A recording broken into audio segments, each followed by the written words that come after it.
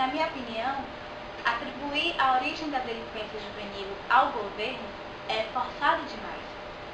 A gente sabe que o governo ele deveria investir mais na educação para os jovens, em infraestrutura, deveria trabalhar melhor o desenvolvimento social, a distribuição de renda, o sistema penitenciário, a segurança pública, mas também sabemos que os jovens eles são o reflexo da sociedade. Então, se o jovem chega a delinquir, é porque ele foi criado dentro de uma sociedade que o levou para o crime.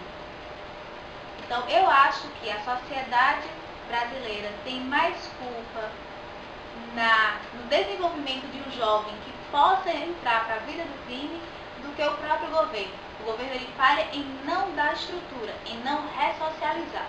Mas se for atribuir a alguém, eu atribuo mais à sociedade do que ao governo. A delinquência juvenil ela está intimamente relacionada com as condições socioeconômicas dos jovens e de suas famílias.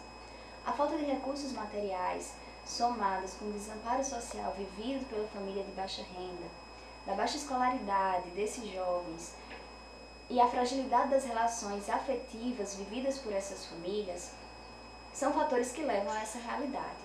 Por essa razão, eu acredito que o governo é o principal responsável pela criminalidade entre os jovens, tendo em vista a falta de políticas públicas implantadas para reinserir esses jovens marginalizados na sociedade.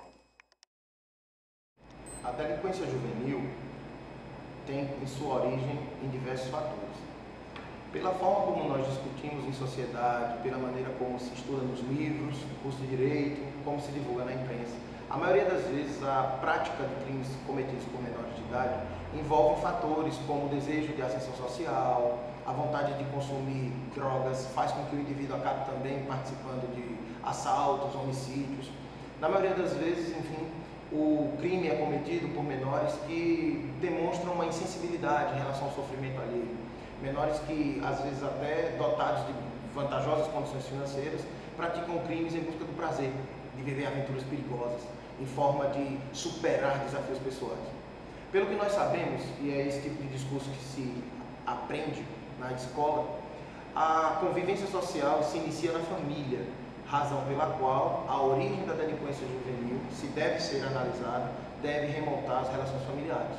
Como é o personagem do crime, da cena do crime, do fato divulgado na imprensa, junto às suas relações familiares, como ele era quando pequeno, que tipo de comportamentos ele desenvolvia em casa, como ele reagia nas reuniões escolares, enfim, como ele convivia junto a outros, que tipo de personalidade ele desenvolve. São formas de estudo para se compreender a origem do crime a partir da prática cometida por menores de 18 anos.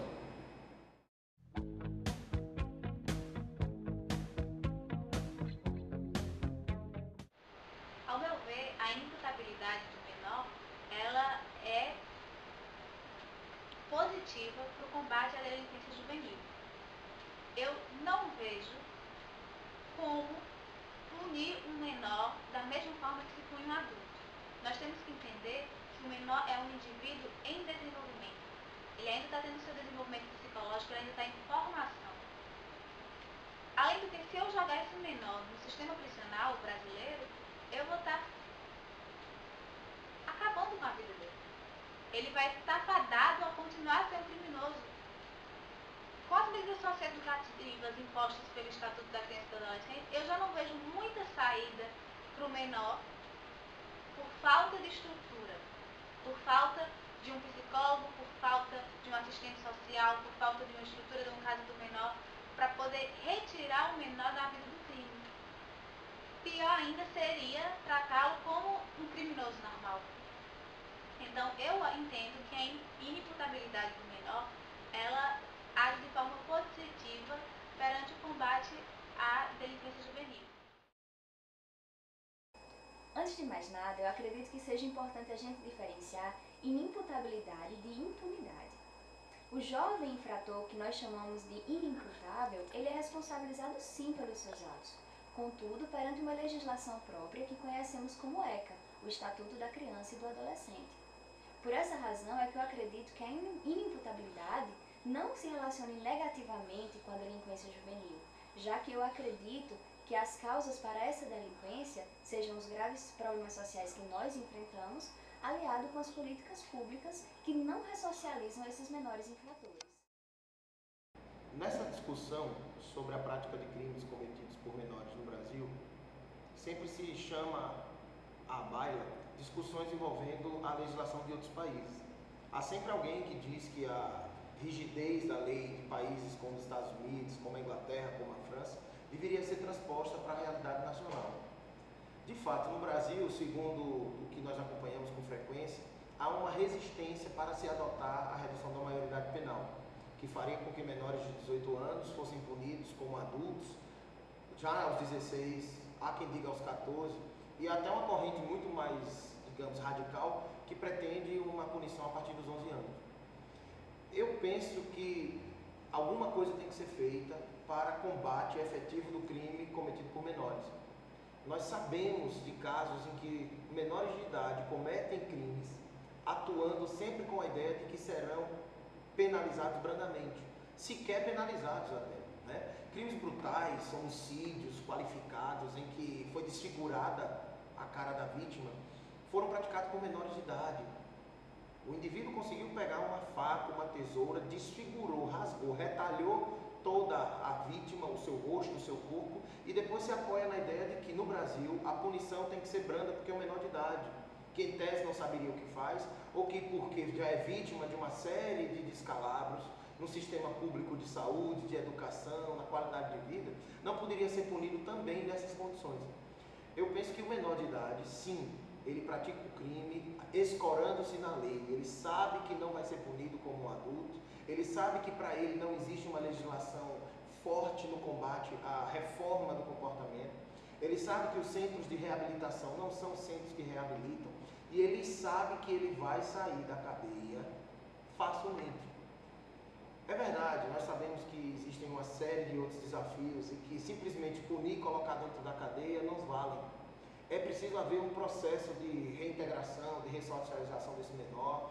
É preciso que haja sim uma política de segurança pública focada no reaproveitamento dessas pessoas. Mas nós não podemos também viver à mercê da criminalidade. Quase sempre quando nós andamos na rua, nós temos receio de sermos assaltados. São crianças, são meninos e são meninas. As pessoas têm costume de achar que são apenas meninos, mas mulheres também roubam, mulheres também matam, e menores de 18 anos também fazem práticas que são proibidas pela lei, mas que, se apoiando na penalidade reduzida ou até na inimputabilidade, em outras definições, meninos e meninas, garotos e garotas cometem crimes. Até quando nós vamos continuar desse jeito? É claro que eu não penso em defender uma redução dos 18 para os 11 anos, mas alguma forma de, por exemplo, aos 16, e que essa redução da idade penal viesse acompanhada de uma espécie de medida complementar. Realmente trabalhar na ressocialização dentro da cadeia, dentro do centro de reabilitação. Quais são os institutos penais voltados para atender menores infratores no Brasil? Quais são aqueles centros que em Petrolina funcionam com esse objetivo? Nós estamos muitas vezes acuados. É até um chavão dizer isso, mas é realidade. Nós sabemos quem pode se proteger, se esconde no carro, levanta o vidro, vive trancado no condomínio, com cerca elétrica, com cão feroz. Mas quando nós estamos na rua, nós temos medo de ser assaltados.